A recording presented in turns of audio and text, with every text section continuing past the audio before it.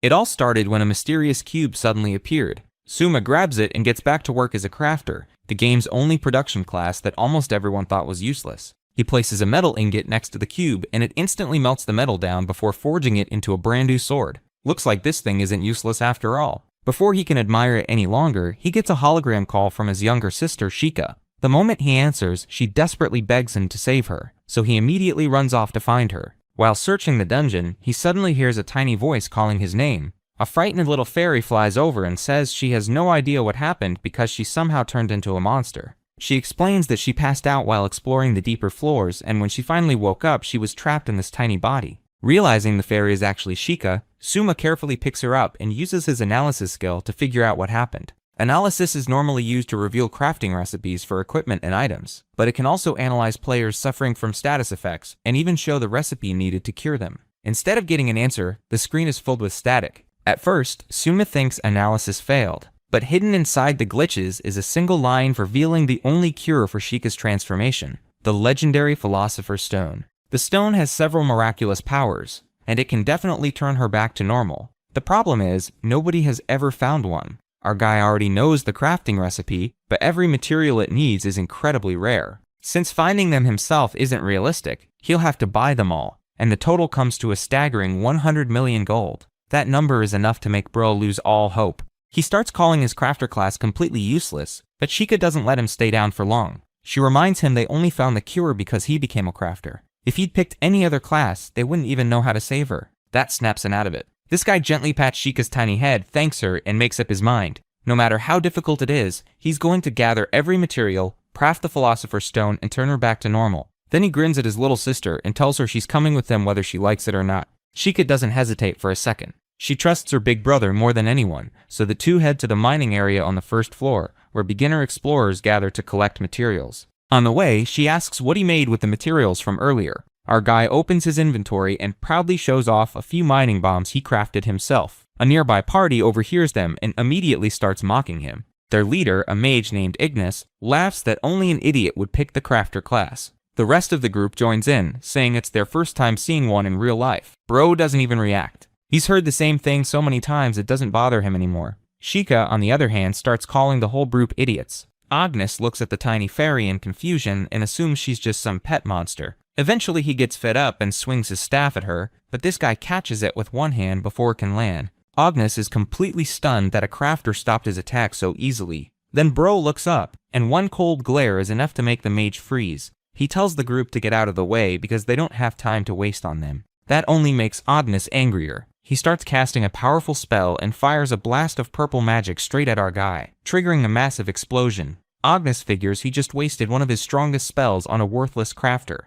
Then the smoke clears, and our guy is still standing there without a scratch. Now the mage has no idea what just happened. Turns out Bro combined one of his mining bombs with a regular bottle of water, and crafted a water bomb with fire resistance on the spot. The item completely nullified the spell. Even he's impressed with the result, especially since he made it in the middle of the fight. Ignis, meanwhile, starts sweating. He can't believe a few cheap materials shut down one of his strongest attacks, so he activates analysis to check this guy's status. The moment the results appear, the mage freezes. His teammates look over and are just as stunned as more status windows pop up in front of them. Seeing their reaction, Bro just smiles and tells them he's nothing more than the ordinary crafter standing right in front of them. That answer only makes Ignis panic even more. He blurts out that this guy is level 999, the highest level anyone can possibly reach. Even his own teammates start wondering if their leader can actually win this fight. With nothing left to lose, Ignis pours all of his mana into his strongest spell. A massive magic circle spreads across the ground as he unleashes Earthbreaker, sending giant boulders crashing toward our guy. Bro weaves through every attack with ease, and when the spell finally ends, the entire area has been blown apart. Ignis starts bragging that he's mastered all 4 elements, but then a dark hole suddenly opens behind him. 2 glowing eyes appear inside it before a colossal red dragon crawls out. Looks like Earthbreaker just opened a path to the lower floors. The dragon immediately breathes a massive wave of fire. Ignis and his party have nowhere to run, so they're engulfed by the flames and thrown straight into the hole. Our guy quickly creates a water barrier to protect himself and Shika. She panics because she doesn't have the strength to fight anymore after becoming a fairy, but he only asks her to use Scout and find the dragon's weak point. Shika flies toward the monster while Bro casually avoids another blast of fire. Scout reveals several weak points across the dragon's body. After checking them, she finds the real one near the base of its tail. Shika points it out. Our guy rushes in, plants one of his mining bombs on the dragon's tail, and the explosion tears into the weak spot. A shining item immediately drops right in front of him. The surviving adventurers cannot believe it. The dragon ignored attacks to its eyes, yet Suma injured it with a single bomb.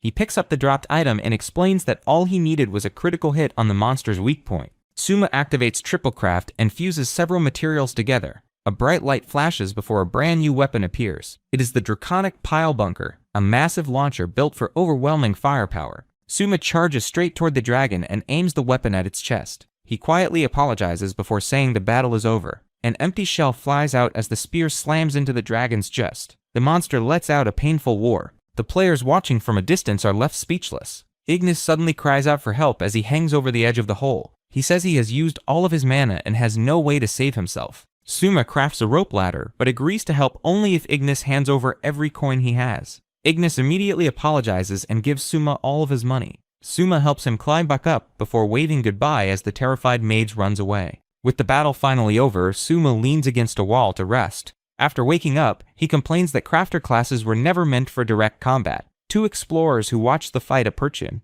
One of them offers 300,000 gold for the Draconic Pile Bunker. Surprised by the price, Suma asks if the weapon is really worth that much. The explorer explains the launcher has a plus 99 enhancement, something that should not even exist. He also reminds our guy this isn't a game anymore. People can actually die in the dungeons, so nobody wants to spend years grinding for gear. Once he hears that, Bro realizes the offer is way better than he thought and sells the weapon on the spot. After adding the rescue reward and the sale, he ends up with 470,000 gold. That's a lot of money, but it's still nowhere close to what he needs for the Philosopher's Stone. The two head back to the city, and Shika happily celebrates how much they earned. Our guy tells her they can't keep making money by risking their lives in the dungeon. She reminds him they barely survived the dragon, but he just holds up his crafting cube, pulls out a sword, and reminds her they have something nobody else does: item crafting. Shika quickly realizes crafted equipment would be worth a fortune in the real world. Bro agrees, but says there's no point making cheap gear. They need to create something people are willing to pay crazy money for. Shika can't think of anything that valuable, but our guy just smiles and says they already know exactly where to find it. A little later, they arrive in front of a massive building. He pushes the giant doors open, and explains that more gold changes hands there than anywhere else in the Phantom Dungeons. As the doors slowly swing open, a bright light pours out from inside. The building turns out to be the biggest auction house in the dungeons, where rare treasures sell for ridiculous amounts of gold every day. Shika can't believe the prices as item after item goes for tens of thousands of gold. Even a pair of earrings sells for 90,000. Watching the auction, our guy smiles and says the real show is about to begin. The next item is a black shield called the Dark Aegis. Bidding starts at 100,000 gold and keeps climbing until a wealthy blonde woman wins it for 550,000. The moment it's sold, Bro tells Shika that's their next crafting target. If one shield can sell for that much, there has to be plenty of buyers who missed the auction. Instead of making just one, they can keep crafting them and sell them to everyone else. Just thinking about it puts a grin on his face. To craft the Dark Aegis, they need Dark Adamantite and Fire Dragon Blood. They already have a weaker version of the Dragon Blood from the boss they defeated, so the only thing left is Dark Adamantite, which can only be found on the second floor. Just as they're about to leave, our guy notices another way to make money. A few explorers have run out of mana and can't continue exploring, so he offers one of them a mana potion for 1,000 gold. The guy complains about the price, but with no other choice, he buys it anyway. After that first sale, Bro realizes plenty of other explorers are in the same situation. He starts pulling out all kinds of useful items and selling them one after another. When someone complains about the price of a trap disarming tool, he reminds them it's a lot cheaper than triggering a deadly trap. Before long, the explorers are competing to buy his items before they sell out, and a huge crowd gathers around our guy's little shop. Shika suddenly spots something racing through the hallway and warns our guy. A pack of wolves with flames covering their backs comes charging straight at the explorers, sending everyone into a full-on panic. Bro notices them a little too late. He grabs all his merchandise and takes off before he becomes dinner, but the wolves stay right on his tail. Shika tells him to fight, but there are too many of them. If he uses a big attack, he could end up hitting her too. The chase finally ends at a dead end. With nowhere left to run, our guy pulls out his crafting cube. If he can't escape, he'll just have to wipe them out. A giant hammer appears in his hands, and he points out that in a narrow hallway, numbers don't matter. One hit is enough. The hammer slams into the ground, unleashing a blue shockwave that tears to a corridor and one-shots every wolf. He quickly checks that Shika is safe, but then the ground starts shaking. Cracks spread beneath their feet as the whole hallway begins collapsing. Turns out his attack was so strong it destroyed the floor too. Before Bro can do anything, the ground gives way and he drops straight into the darkness. After a long fall, he lands on a pile of broken rocks. Looking back up through the hole, he realizes using that attack was a terrible idea. Without the dungeon's HP system, that fall would have killed him. Then it hits him that Ignis made the exact same mistake earlier. A moment later, Sheikah flies down to check on him, and our guy jokes that the HP system saved his life again. The little fairy looks around, wondering where they ended up. Our guy pulls out his crafting cube and makes a magic lantern, revealing an ancient laboratory hidden beneath the dungeon. The place is covered in metal walls and advanced technology that looks nothing like the rest of the dungeon. Bro immediately recognizes it as one of the ancient ruins from the game. Then Sheikah spots something nearby and calls him over. The moment he sees it, he stops in his tracks. A gigantic robot is lying in the middle of the room with all of its systems powered down. Our guy instantly recognizes it as Grand Wynon Eve, one of the strongest Grand Wynon raid bosses in the entire game. After realizing what it is, he remembers this boss is famous for dropping incredibly valuable loot. Even though Sheikah tells him to be careful, Bro climbs onto the machine to inspect it. While looking around, he finds a glowing green button on its armor and presses it. The robot suddenly roars to life with loud mechanical noises. Our guy quickly jumps back as a hatch opens and steam pours out from inside. He immediately tells Sheikah to stay behind him. A bright green light starts shining through the smoke. As it clears, a humanoid figure slowly steps out of the machine. It's a beautiful mechanical doll with cables hanging from her back, and her eyes are still peacefully closed. A peaceful day at home has somehow turned into maid duty. A young woman in a maid outfit is cleaning every corner of the house while complaining that her new master is way too messy. Somehow, that just makes her job more satisfying. Meanwhile, our guy can only stare at Sheikah, wondering how his life ended up like this. The story flashes back to the moment they found the android. The giant machine disconnects from the cables attached to it, and the humanoid core drops onto the floor. Bro explains that Grand Wynon Eve is a unique raid boss. The giant robot is just the outer shell. The real body is the humanoid core hidden inside it. The mechanical girl slowly stands up, and our guy gets ready for another brutal fight. He immediately pulls out his crafting cube. Instead of attacking, Eve scans his player information and calmly registers him as her new master. That announcement leaves both our guy and Sheikah completely speechless. Back in the present, Bro explains that Eve somehow forgot she was supposed to be an enemy boss. Instead, she followed them home and started working as their maid.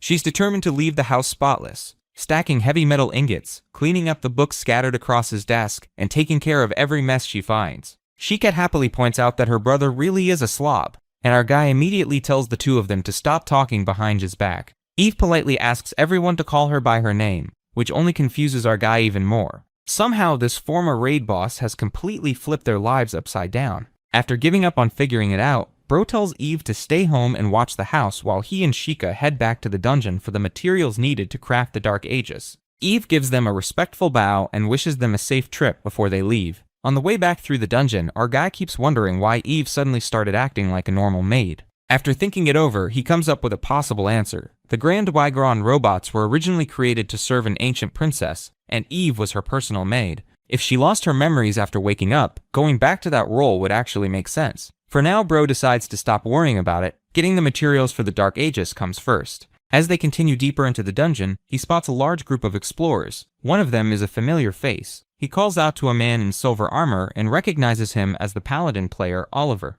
One of Oliver's teammates asks if they know each other. Oliver says he remembers this guy as the weirdo who maxed out a useless crafter class. Bro immediately insists he had a good reason for picking it. Another explorer laughs that he basically admitted he's weird, but Oliver quickly shuts everyone down. He warns them never to underestimate a crafter like our guy, because his base stats are high enough to beat everyone there before they could even react. That warning is enough to leave the rookie explorers covered in cold sweat. Just then, a little witch asks if the two of them are actually friends. Both of them answer at the exact same time, insisting they barely know each other. Oliver then asks where Sheikah is, and our guy simply points behind him as the little fairy quietly peeks out from his back. Our guy introduces the little fairy as his sister. Oliver says it's hard to believe, but seeing her turn into a weak little monster does explain it. He jokes that the only other explanation is that Bro lost his mind and decided to keep a fairy as a pet. Our guy immediately threatens to sue him for defamation. Oliver laughs it off and starts heading deeper into the dungeon. He's busy training his new teen on the lower floors, but before leaving, he brings up the 100 million gold needed to save Sheikah. He says earning that much money for one little girl has to be brutal.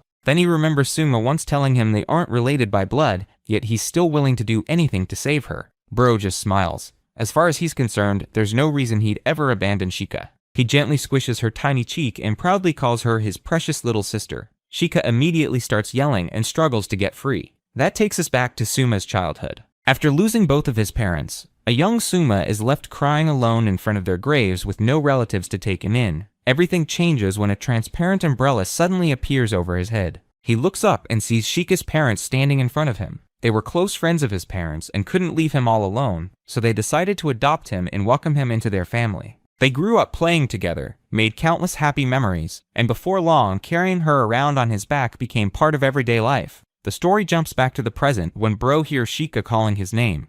The two keep moving deeper into the cave until they run into a group of giant poisonous lizards. Bro figures he can deal with the normal ones, but then he spots a massive purple mutant. He recognizes it immediately as a monster on a completely different level, one that even Oliver would have trouble fighting. While watching the mutant, they notice one of Oliver's rookie teammates collapsed on the ground. The explorer has been poisoned, and even healing magic can't cure it. Shika begs our guy to save the injured explorer, but he knows they can't make an antidote without the right materials. All he can do is give the rookie a health potion to ease the pain. The poison is so bad the guy can't even answer any questions, which tells Bro something must have happened to Oliver's team. If they want answers, they'll have to go down themselves. The only way forward is a huge pit lined with rope ladders. While our guy climbs down, Shika flies ahead to scout the area. She quickly comes back after finding the entire cave covered in thick purple poison mist. She couldn't find Oliver or any of the other rookies either. Bro figures Oliver is probably still alive since his purification skills can deal with poison.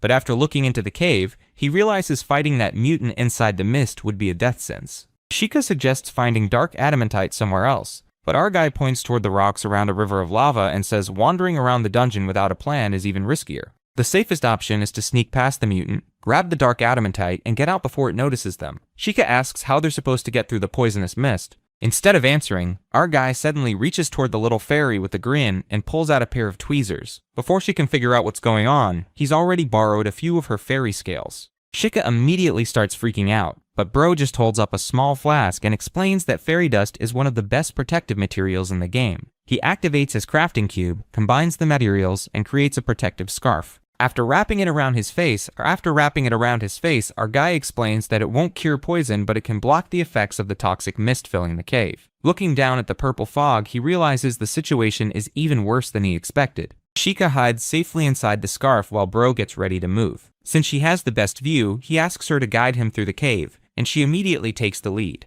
Just then, a loud crash echoes through the cave. Our guy turns toward the crash just in time to see Oliver getting launched out of the poisonous mist. The paladin slams across the ground and barely stops himself with his shield. Even he's surprised by how powerful that attack was. A second later, the giant purple mutant walks out of the fog and roars right in front of the injured paladin. It immediately swings its massive tail, and Oliver barely blocks the hit with his shield. That's when he notices Bro standing nearby. It's embarrassing getting caught like this, but he has bigger problems. He immediately calls for help. Oliver explains that the only way to make a proper antidote is by taking the poison gland from the mutant itself. Our guy lets out a sigh and reminds him the party's mage should be able to make one instead. Oliver silently points toward the side. Every rookie on his team is already down after breathing in the poisonous mist. The veteran begs Bro to save them. He can't let those kids die and promises to pay whatever price our guy asks. The moment Bro hears the word payment, his attitude changes instantly. He immediately summons his crafting cube and accepts the deal. Finally knowing help is on the way, Oliver lets out a sigh of relief. Even while struggling to hold back the mutant, he thanks our guy and prepares to keep the monster busy. Oliver activates one of his defensive skills just as the giant mutant comes charging in with its massive claws. The paladin holds his ground and blocks every attack head on. The lizard quickly realizes that isn't enough. Its giant red eye begins glowing before it fires a concentrated blast of poisonous energy straight at him. Oliver refuses to move. Instead, he activates his strongest barrier. A massive blue shield appears in front of him and collides with the poison blast, setting off an explosion that shakes the entire cave. Using the explosion as an opening, the paladin leaps into the air and slams his glowing mace straight into the mutant's face. Before it can recover, our guy follows up by throwing a strange glowing device right at it. Watching the whole thing, our guy can't help but grin. He tells the monster to enjoy the little gift, because that glowing gadget is actually a powerful flashbang. The flashbang goes off right in front of the giant lizard's face, flooding the cave with light and leaving the monster completely disoriented. Oliver doesn't waste the opening, and keeps hammering it while it struggles to recover.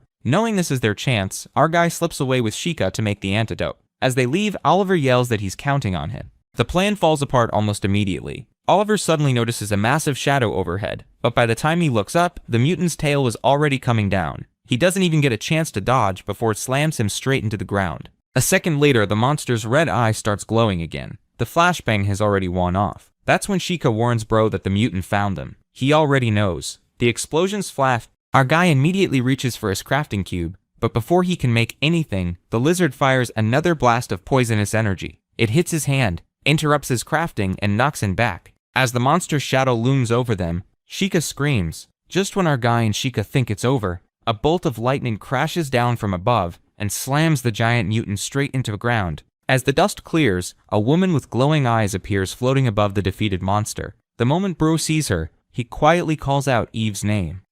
Soma instantly panics, thinking her raid boss memories just came back. He knows they stand absolutely zero chance against her, even without her giant robot shell. But instead of attacking, she just holds out her hand. She traveled all the way down here just to return an item he forgot. Casually claiming it is simply a maid's duty, Soma and Shikika are completely stunned but quickly burst into laughter, thanking her for coming all this way. Eve calmly mentions the item got torn, so she planned to fix it later for her master and little sister, telling them to keep relying on her. Soma smiles and says they will definitely count on her, but the wholesome moment does not last long.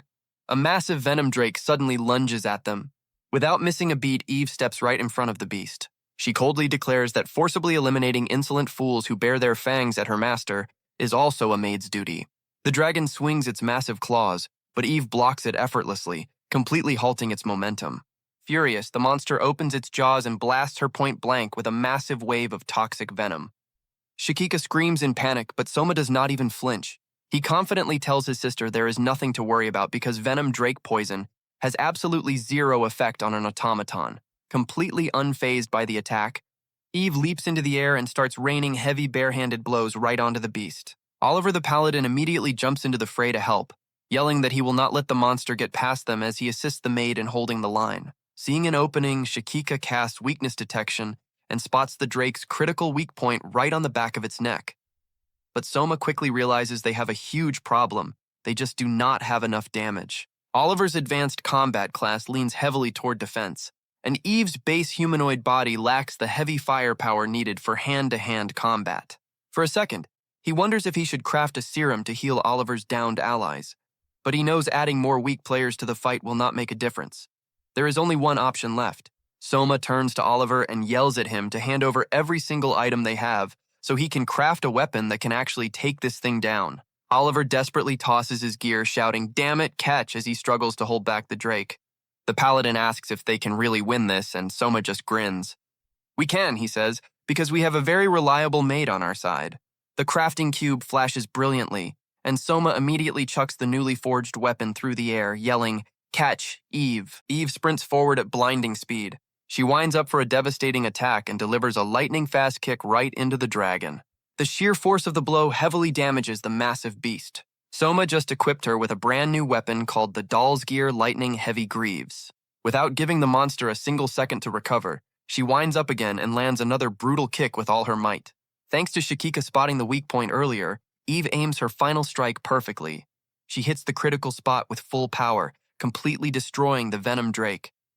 The monster's body vanishes into thin air, leaving behind a massive crater in the ground. Standing over the destruction, Eve calmly announces mission complete and picks up an incredibly rare item, the Poison Dragon's Jewel.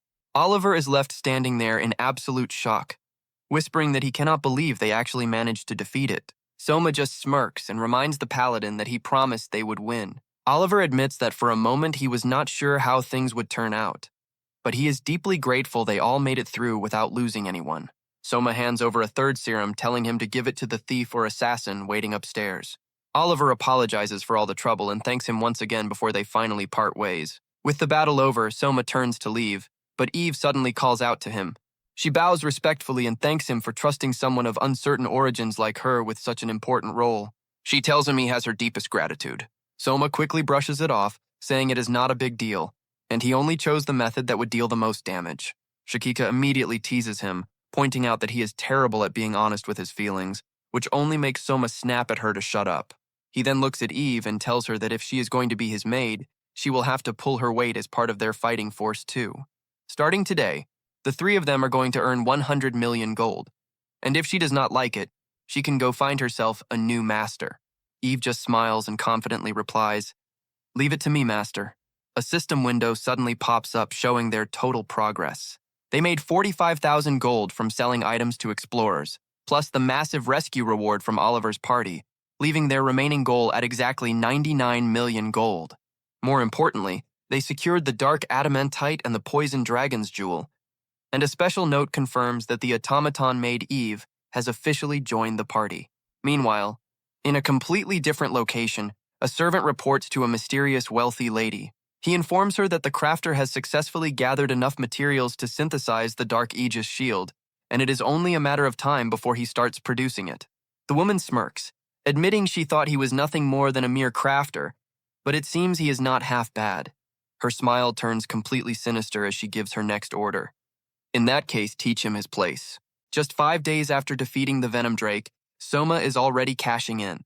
He pulls out a masterpiece, a Dark Aegis shield with a mind-blowing plus 99 enhancement. The buyer is completely speechless, happily handing over 400,000 gold while begging to know how Soma got his hands on it. Soma just smirks and calls it a trade secret. It turns out that after beating the mutant Drake, our guy mined a massive amount of dark adamantite and crafted 5 of these insane shields. Instead of paying auction fees, he specifically targeted wealthy buyers who got outbid last time, selling directly to them. He immediately secures an order for a second shield, but he is not done yet. He casually pulls out another incredibly rare weapon, the venomous greatbow, custom crafted using the Drake's own jewel. The buyer practically drools over it, but admits his wallet cannot take the hit. Instead, he tips Soma off about a gathering of hunter-type explorers in the labyrinth's middle-layer forest, promising that someone there will definitely buy it.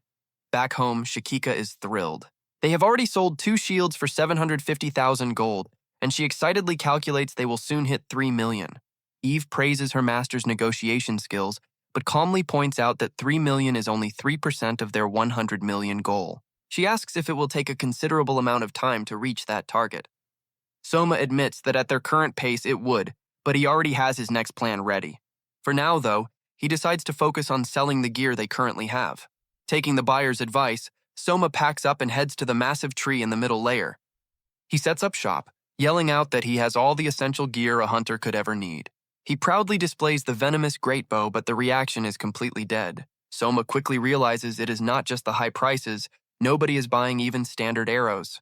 The explorers are not hesitating over the gold, they are terrified of what will happen to them if they actually make a purchase. Suddenly, a loud voice interrupts him.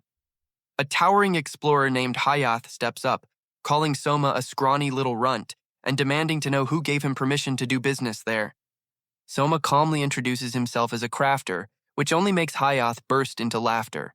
The big guy mocks him, claiming that being a crafter is just a nice way of saying he is a useless piece of trash. Soma sighs, noting it has been a while since he got this kind of reaction.